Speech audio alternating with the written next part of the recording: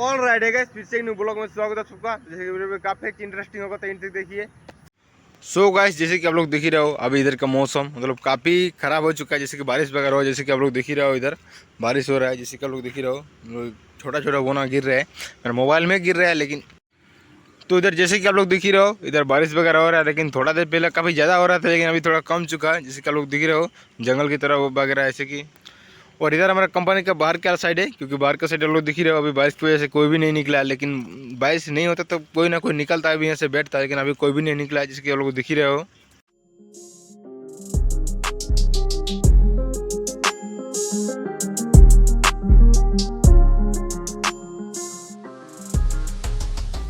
काफ़ी ज़्यादा बारिश हो रहा है, पूरा कुआस का कुआस ही दिख रहा है चारों तरफ। इधर अभी बहुत ही ज़्यादा बारिश हो रहा है गाइस, झारखंड में बहुत ही ज़्यादा, झारखंड या बंगाल दोनों साइड हो रहा है, बहुत ही ज़्यादा बारिश हो रहा है गाइस।